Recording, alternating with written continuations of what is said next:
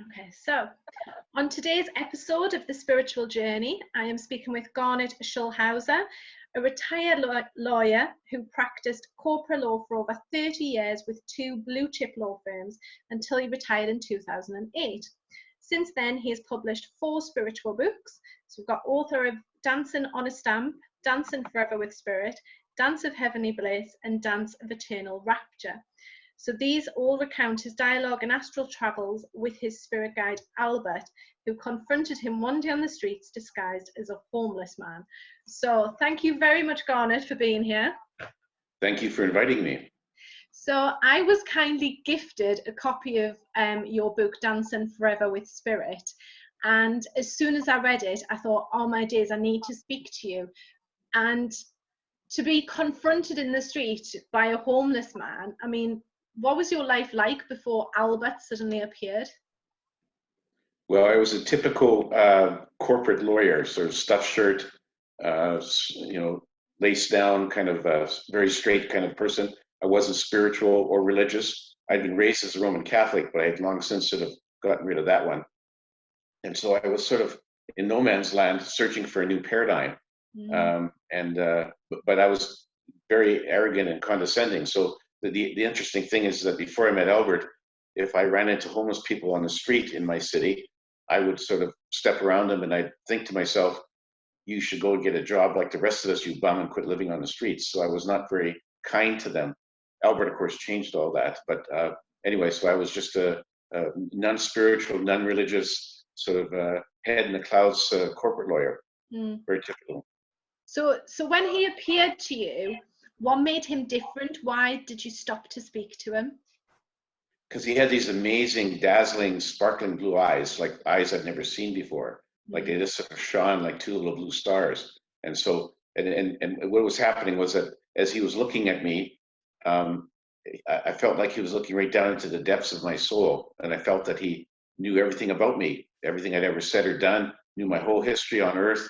And which surprised me because I'd never met this man before. But the positive part of that was that I didn't feel violated, because at the same time his eyes were sending me this stream of amazing unconditional love that was sort of infusing my whole body with an amazing sense of peace and well-being and security. It was like the most amazing feeling I've ever felt. And I stood there like a deer caught in the headlights, basking in the glow from this man's gaze. I stood there for a while until he finally broke the spell by saying, "Why are you here?" And then he disappeared into a nearby store. So that's why I didn't go around him, because you'd never seen eyes like this. And immediately I sensed this guy is different. He's something special. So did you tell your wife, did you say to her, did you tell her what happened, this encounter with this homeless? Not right away, no. I kept it to myself. I didn't tell my wife, didn't tell my kids, didn't tell anyone. I was trying to sort of sort it through in my mind as to, what happened and what does all this mean. So I didn't tell my wife until sometime later, when Albert had gently persuaded me to write a book about his revelations. So then I said to my wife, "Well, I'm going to write a book." And she said, "Well, okay." And I said, "The book's about my encounter with a homeless man." Okay. And this homeless man is actually one of my spirit guides. And so it didn't faze her. She's a very spiritual person. And so it was like probably maybe a year later that I actually owned up to it. In the meantime, I'm sort of struggling, this internal struggle, like, is this for real? Should I tell anyone? Are they going to make fun of me? Are they going to think I'm crazy? So I sort of had this internal battle for a while before I talked to anyone. And I talked to my wife, and then I told my kids, and they were sort of, "Yeah, okay, that's great, Dad." Yeah, they just accepted it. So with Albert, when did he tell you that he was a spirit guide of yours? On the second meeting. So the first day we ran into each other, and he went into the store, and then he disappeared, and I couldn't find him. Next day I went back to the same street at the same time, hoping to spot him. And after walking up and down for several blocks for like 15 or 20 minutes, I was about to turn around and go back to my office, and I saw him sitting all alone on the bench. And so it was that time I sat down beside him, and we began the conversation. And at that stage, he told me, "Guess what? I'm really your spirit guide, and my name is Albert." Oh, wow. So for many people, when they're trying to connect with their spirit guide, it's often through meditation, you know, or sort of like seeing them in their mind's eye. Some people can hear them. So why do you feel that Albert appeared to you in human form? Well, he used to get my attention, basically he said, I found out later, he said, look, I'm not just here to answer your questions, satisfy your curiosity. I want you to write a book about my revelations. And then after the first book, then he said, guess what? You're not done at one. You have to do at least 3 or 4 more.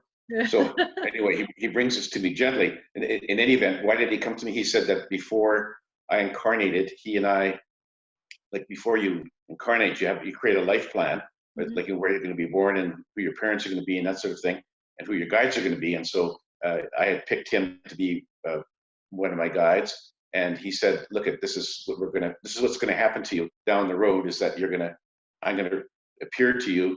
We're going to have a conversation and you're going to write books. Except I forgot all that. When you incarnate, you no longer remember all that pre-birth planning stuff. And so when I asked him, well, why me in particular? And he said, well, you're just one of my messengers. He has many around the world. Oh, wow. And he said, we thought beforehand that because you had some previous writing experience in some of your other lives, that you might be a good candidate. So we thought we'll take a chance. And so this meeting, which seemed to be by chance, was actually prearranged between him and I beforehand, except I didn't remember that. And so it was all sort of unfolded as it should. Yeah. So in the books you talk about, or Albert talks about, doesn't he, these life plans, and how there are certain people that we've already arranged to meet through the way, and certain events that are going to happen. You know, so some people say, about fate and destiny, but Albert explains it as a life plan, doesn't he? Is that right? Yes. And the life plan is basically a broad blueprint of what you hope to experience in your life, your upcoming life. So some things are already etched in stone when you're born, like you pick the identity of your parents, your name, your siblings, that sort of thing. This all is planned beforehand. So all the people who have played a major part of your current life, like your parents and your siblings, other relatives, friends, as part of your life planning, they have to agree to participate in your life and vice versa. So it's all a cooperative effort. And so the people who are your parents, of course, beforehand, they agree, yeah, you can be one of our children, and we'll go along with what you want in your life plan. You have to agree to do the things that they want in their life plan. And so it's all sort of a cooperative effort. And so the life plan is just a broad blueprint, because when you're born, you forget that you have a life plan, and you have free will to take actions and make decisions on Earth. And so that means that most of us will stray off course at various times, and not exactly hit the road that we wanted to hit, which is okay, because you can still learn things from no matter what you do in this life. And the good news is, if you don't hit all the points you wanted to hit in this life, you can come back as often as you want until you get them all. Yeah, that's good. Well, and for some people that's disturbing, because a lot of people say, there's no way I'm coming back to this hellhole. Yeah, a lot of people do say that. Yeah, but Albert says, when you're on the spirit side, you have a much different perspective, and things look much different from there. And so then for a person on the spirit side, a life as a human on Earth is just a small little adventure, because they, lifetime of 80 years on Earth is like a blink of an eye over there. So it's like a very short little, I'm going to go out and have this adventure and see if I can face the challenges that have not met before, and learn the lessons that I haven't learned. And you can keep on doing that until you're happy with your journey on Earth. And if you just get tired of it, you can just say, the heck with it, I'm not coming back to this planet. So it's entirely up to the soul. So that which is really good. No one forces you to come back. Yeah, that is good to know. Did you find that learning about the life plan, not just the life plan, but the other teachings of Albert, did you find that it changed your perspective on how you viewed things in your life? Oh, totally. Yeah. I mean, my perspective now, after meeting and talking to Albert, is like 180 degrees from where I was before. So huge transformation, huge change in my life for the better, I might say. I mean, one of the things I was concerned about when I released my first book was that some of my friends and former law partners and other people would look at me and think that I've gone senile. And so I was concerned about that a bit. And some of those people do think that, I'm sure. I've lost touch with a lot of them. They don't talk to me. But I've met a lot of very interesting, spiritually enlightened people since releasing my book, which more than made up for that. So I was prepared to take that hit, but it's been for the better. I know, reading the books, there's some I would say some controversial topics, isn't there, that you talk about, and Albert does as well. So you have a lot of questions around sort of like religion, for example, which Albert, in his writing, and I do some channeled writing as well, but you can tell that when he's writing, he's coming from a place of love, and it's this higher perspective on religion. So did you sort of, you said you were worried anyway, but did you worry that when you were writing this stuff, thinking, oh my days, you know, am I going to get any backlash? Because like you said, you were brought up as well as a Roman Catholic, weren't you? Mm-hmm. So did you fear there was going to be any backlash because you were writing about something that seems so controversial? Yeah, I did, and I haven't had a lot of direct backlash. I've had some comments from people, like when I post my videos, to say nonsense, this is total crap, that sort of thing. I just ignore that. I mean, there's going to be, no matter what you say, there's going to be people who disagree with you. Yeah. The interesting thing is that I have 3 sisters who are all still practicing Roman Catholic people, and it's fine when we get together socially. We just don't talk about my books, and we get along fine.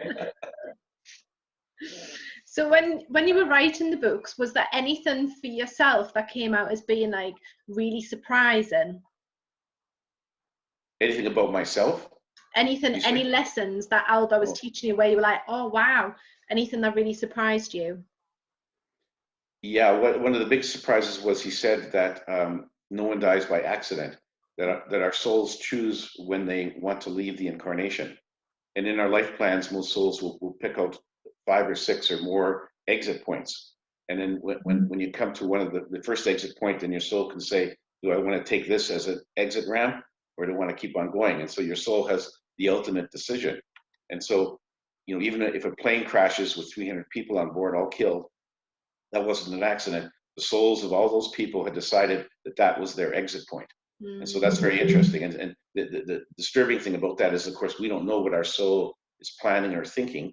And that's by design, because otherwise, you know, you don't want to know. Your soul says, well, you're going to die.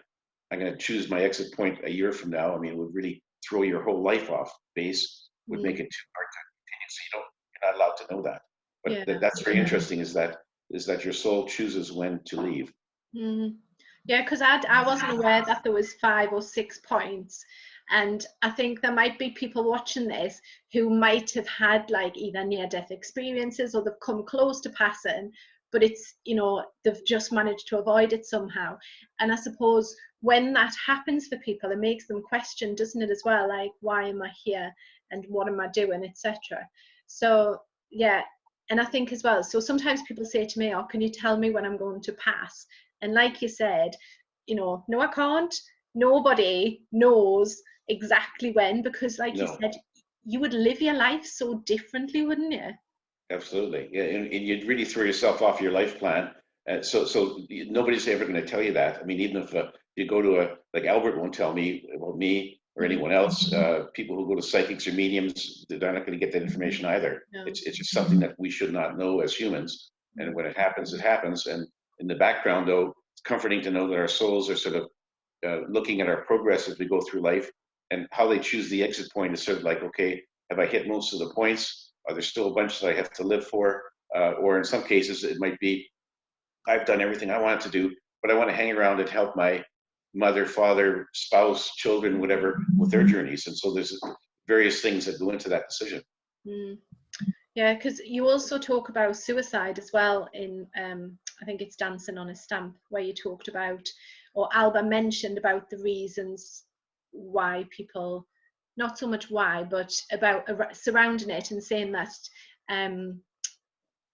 was it that their soul had decided that that was the way they were choosing to pass, and there was no judgment on the other side. Is that right? Yeah, there's no judgment for anyone, whether you commit suicide or whether you're a serial killer. There's no judgment. Everyone goes back to the same place. The only person that judges yourself is yourself. And so when you cross over to the spirit side after you're fully transitioned back, you have a life review where you go over your entire life, like in as much detail as you want, to see all the places where you could have done differently, or you wish you had done differently, whether you've maybe upset some people or done some bad things. You can also see some of the good things you did. This is all sort of a learning tool, so that you can, from that, learn from it and plan your next incarnation if you choose to have one. And so nobody judges you. So suicide, serial killer, it's all the same thing. Now with suicide, what Albert says is in a lot of cases, people, you know, they've perhaps chosen too tough of a journey for themselves. They can't quite handle it. And so what happens is that they sort of just give up and they say, well, I got to get out of here.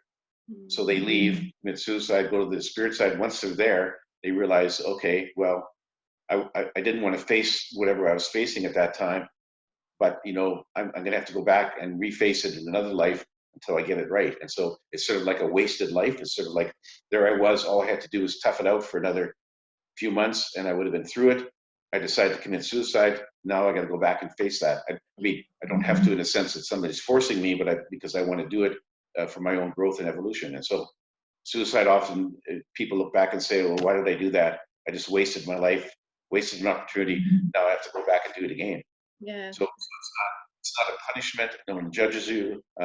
It's just a fact of life that, you know, that some people can't tough it out and they have to take their own lives. Yeah, I think as well, like having that idea of a life review, I think, you know, some people might be thinking, oh, my days, I don't want to review my life when I get to the other side. But I think, like you said, if you see it as maybe like an opportunity for where, you know, you've maybe done things that weren't great or you've upset someone. And then, like you said, you know, you can see the good that you've done as well. I think that's like, I think it's a really nice thing to do. It's a bit like evaluating yourself, isn't it, when you get to the other side? Yeah, and the very interesting thing about a life review, according to Albert, is that you not only get to see sort of your life in detail, you also get to hear the thoughts and feel the emotions of people you interacted with.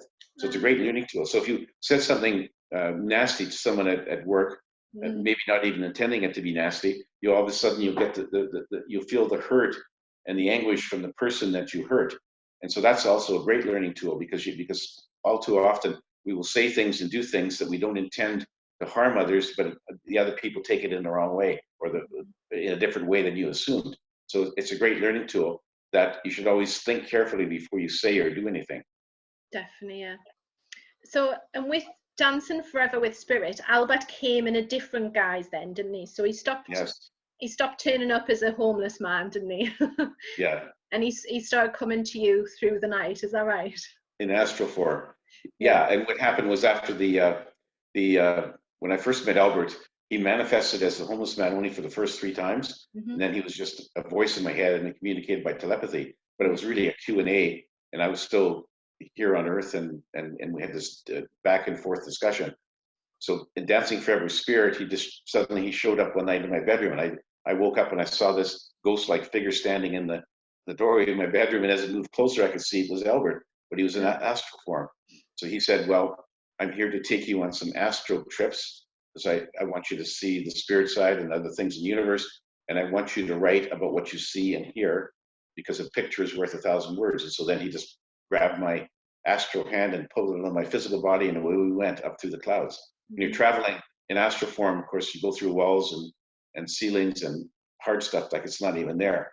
And so that was the beginning of my next set of adventures with Albert, which was the first book was Dancing Forever with Spirit, then Dance of Heavenly Bliss, and then Dance of Eternal Rapture. Those are all different sets of astral trips I took with Albert, all designed to give us a nugget of wisdom or teach us a lesson, to whoever reads it, or help them understand sort of the process of reincarnation and what happens and what's in our wonderful big universe. And so those are actually quite amazing, because it was I got to meet a lot of very wise souls on the spirit side, some famous, some very ordinary people. Got to see other planets in the universe, other civilizations. And so it was really an eye opener, and I thoroughly enjoyed it. And it was Albert's agenda. I couldn't, he would take me where he wanted me to go to meet whoever he wanted me to meet. It wasn't my choice, and so I just go along with it. So you must have been by this point like really laid back to just all of a sudden be like, right, I've just been astral traveling. Do you know what I mean? And to be able to go up into like the planets and the universe, and like you said, to meet these other beings and these other civilizations, did it not just blow your mind a little bit? At times it did, yeah. But the more I sort of did these travels with Albert, the more I got used to sort of seeing amazing and extraordinary things. And so I got kind of used to seeing things that I'd never even imagined before. And it was, when I would finish an astral trip at night, I'd wake up in the morning feeling very refreshed. The memories of what I saw and heard very crisp and clear in my mind. And I would go to my computer later on and bang out the notes about what I saw, which formed the basis for my manuscripts. But it was, quite amazing journeys. I wished everyone could see the same thing. I mean, one of the things that really struck me is that in most of my astral trips, we would leave my bedroom and we'd go up and orbit high above our planet. Our planet is such a beautiful thing to see from space. It's just like it's like a shiny pendant, dangling in the inky blackness of space. It's really quite beautiful. If everyone could see our planet from that perspective, there'd be a whole lot less abuse of Mother Earth, less pollution, more respect for not only Mother Earth, but all the other creatures who share our planet. I mean, I just hope that everyone someday could get that view. So with Albert then, is he still with you at this moment? Like, does he still come to you now? And are you still writing? Are you writing more books? Yeah, I'm about halfway through book 5. Oh, are you? So Albert is still around. Yeah, we do. I mean, he's not like with me every day, but he's around, and he's encouraging me to do the book 5. It's I'm distracted in so many ways, especially with the coronavirus, and it's hard to get my nose to the grindstone. But I'm working through it, and who knows? After book 5, I don't know what his agenda is for me. I just go along with it. So Albert mentioned as well in one of your books that he's one of several guides that you have.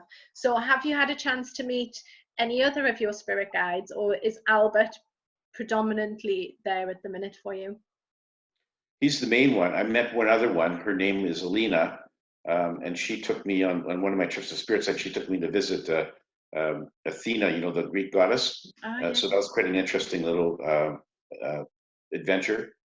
Haven't met the other ones. I've asked Albert who they are. He says you don't need to know that at this time. Maybe someday I'll find out. Certainly when I pass from this physical body, I will. So I've met 2 of them, Albert and Alina. Don't know who the others are. Excuse me, but eventually that'll come to pass.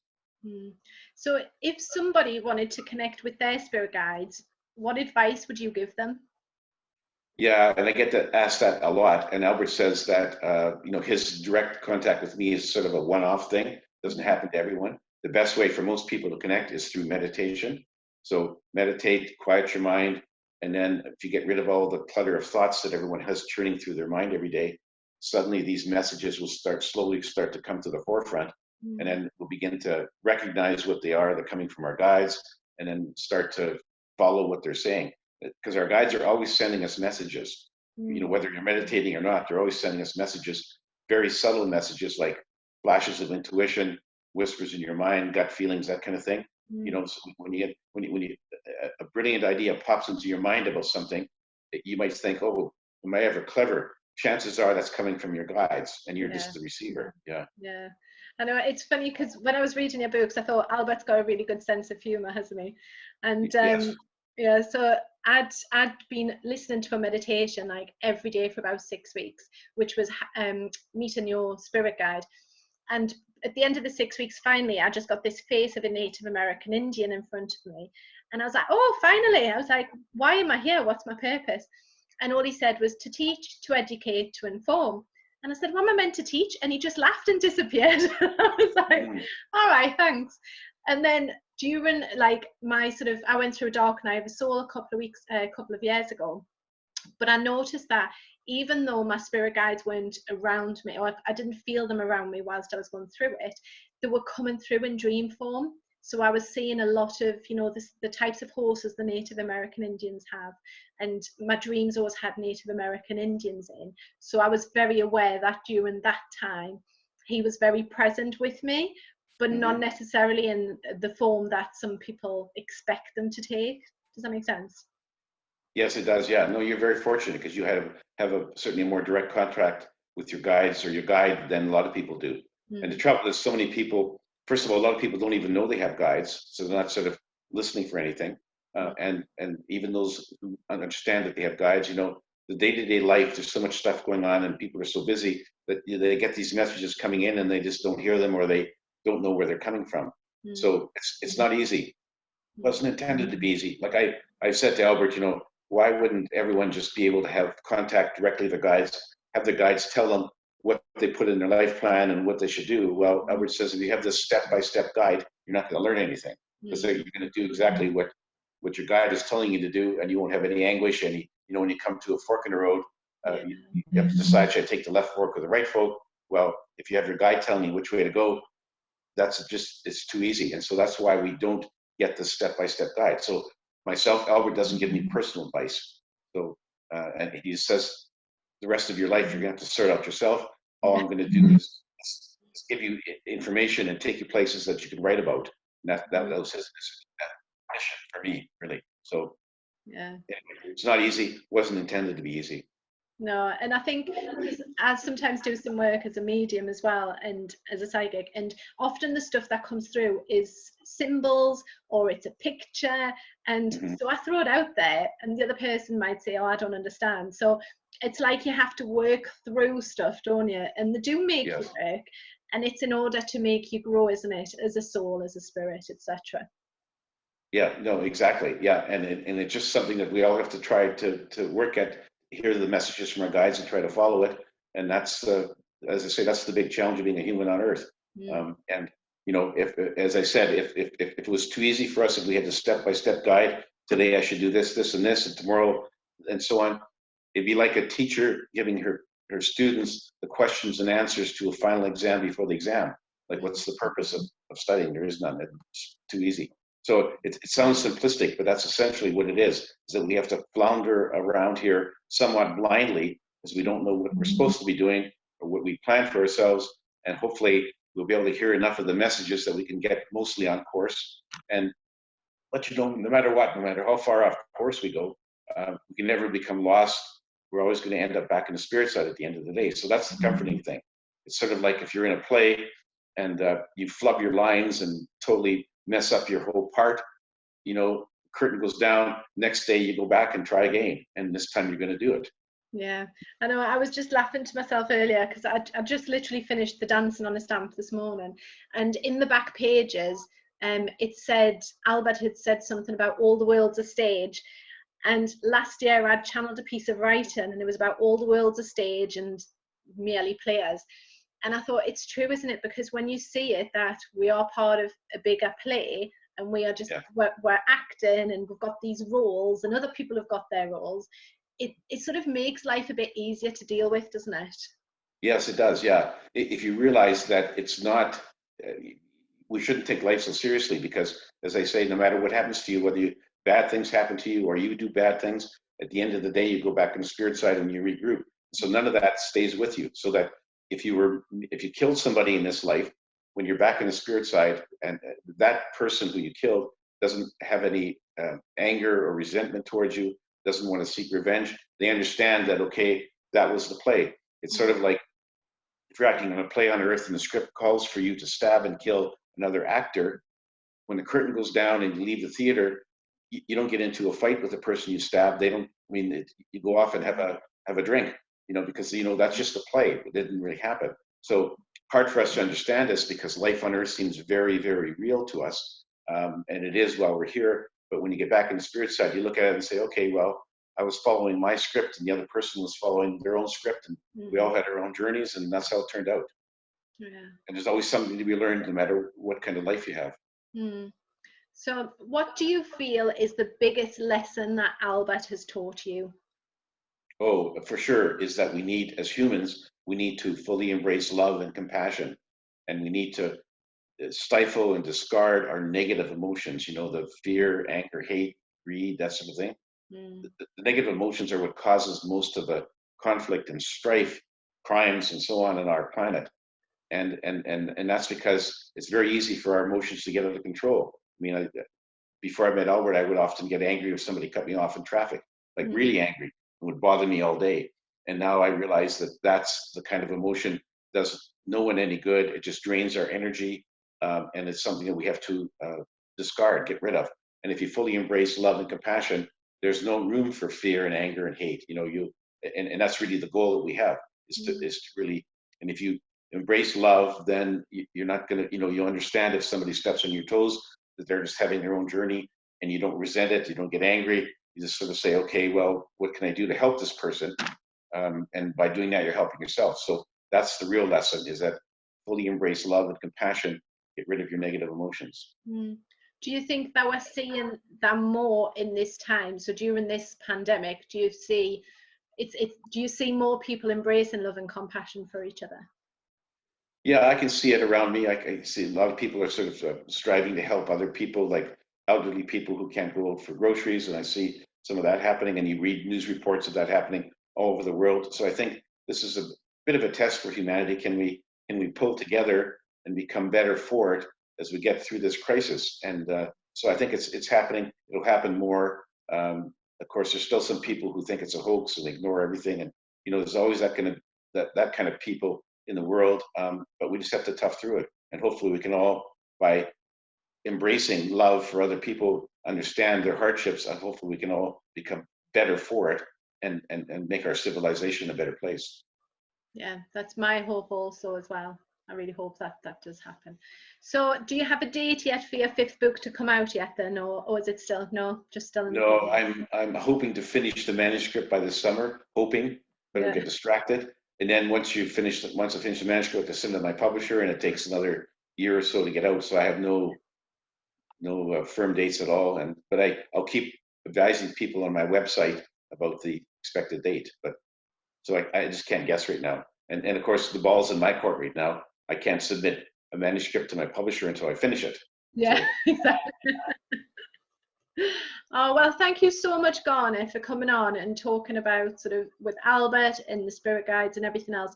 And what I'll do is I'll pop your website, all your social media links, and the links to all your books as well in the comments. So I highly recommend, honestly, reading them, because even when I was reading them, there was still some bits and I was like, oh, wow, I didn't know that, or I wasn't aware of that. And I think to have a book that's written from spirit, you can tell it's so different to reading it to someone's own experience and perception. Do you know what I mean? It's Yes, and thank you very much for your kind words. I appreciate that, and thank you for inviting me on your show. You're welcome. Thank you very much, Garnet. Thank you. Take care. You too. Bye-bye.